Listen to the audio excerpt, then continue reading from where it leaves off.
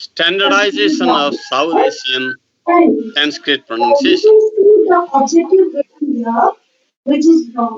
कसैकोले हल्ला गर्यो त्यो के अरे माइक्रोफोन अफ गर्नु पर्यो म्युट गरिदिनुस् न in South Asia there is no standard and consistent pronunciation. So Sanskrit is the language of culture, classics, and several other things in South Asia. It's very important and obligatory classical language, but linguistic culture of South Asia cannot do without the manipulation of Sanskrit. However, although it is the home of the language, Sanskrit pronunciation has no standard and consistency in the subcontinent. So there is no standard and there is no consistency in pronunciation in South Asia. So my presentation covers these different topics. So I have the pronunciation of Sanskrit in South Asia is divided between different topics. So these are the topics and subdomains in my presentation. So one is vowel length.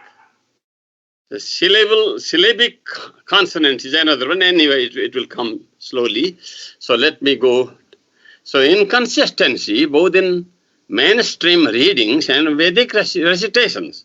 So it is not that people, the pronunciation of Sanskrit and the classical Sanskrit has problems.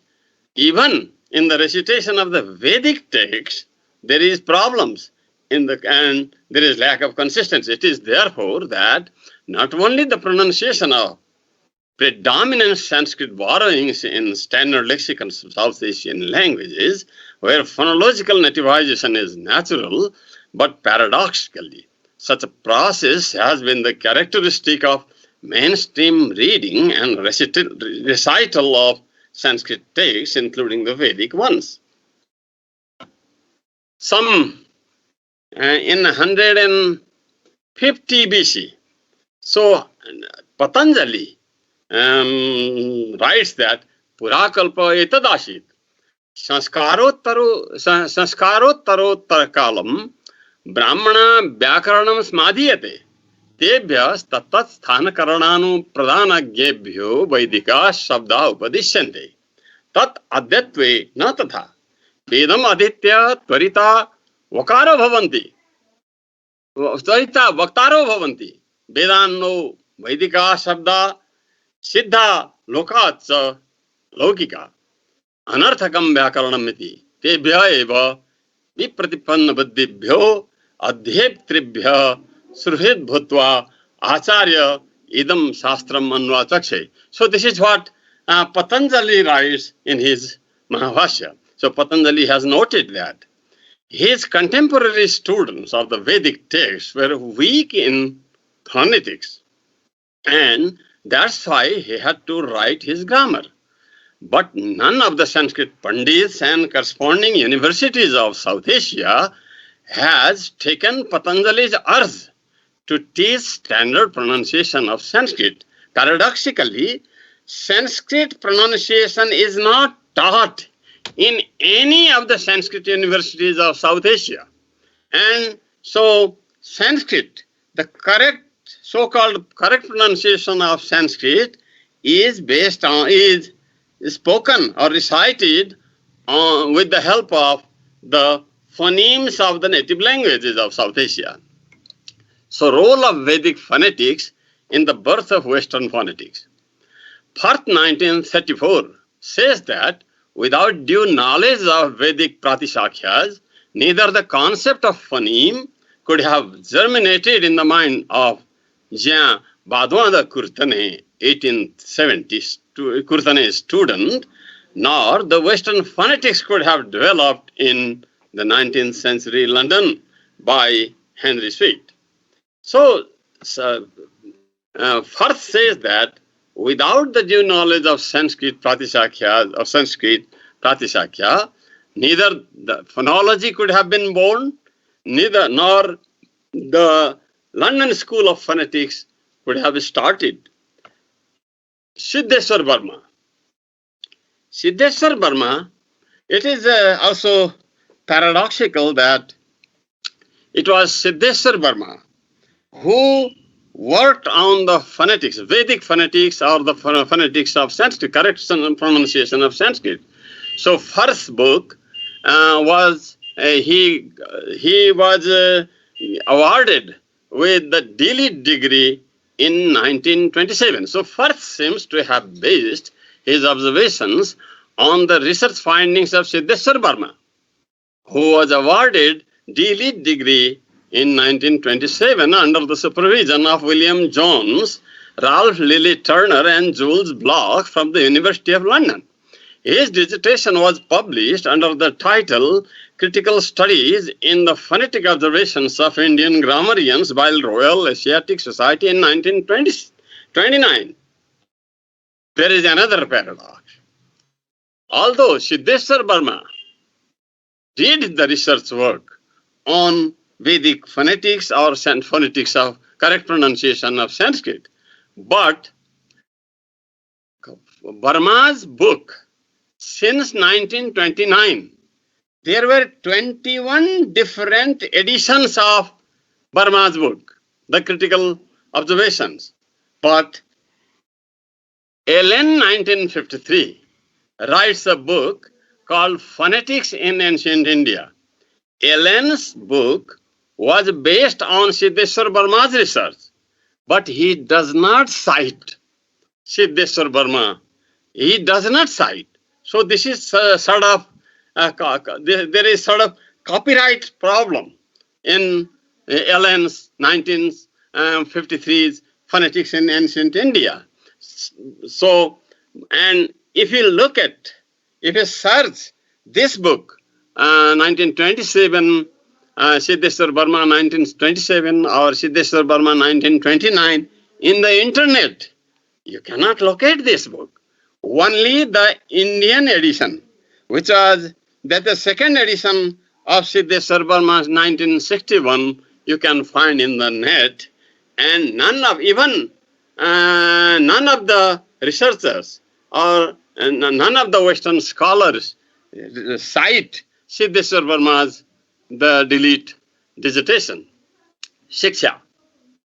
So there were six Vedangas.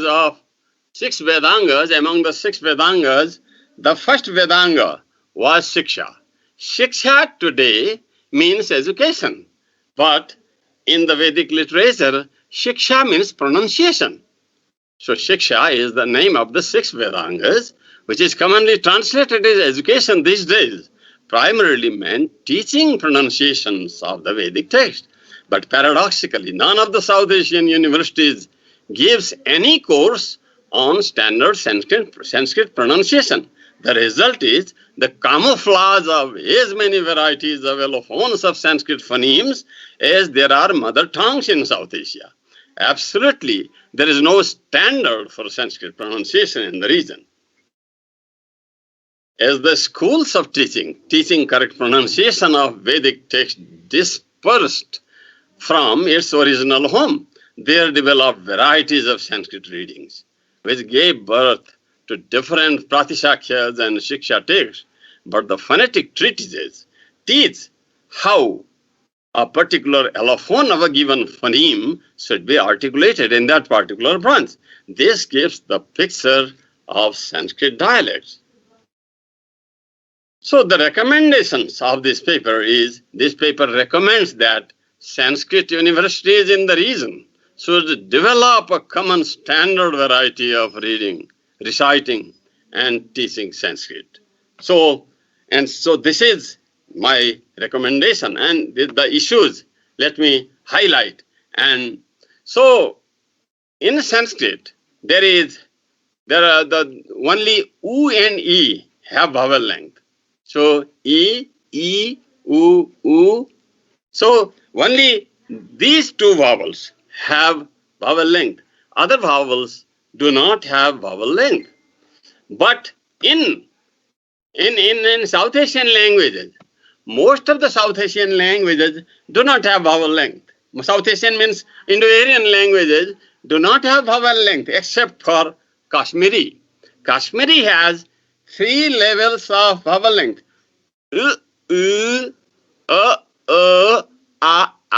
So Kashmiri has 3 levels of vowel length. So except for Kashmiri, none of the Indo-Aryan languages of South Asia have vowel length. So so due to that reason, there is no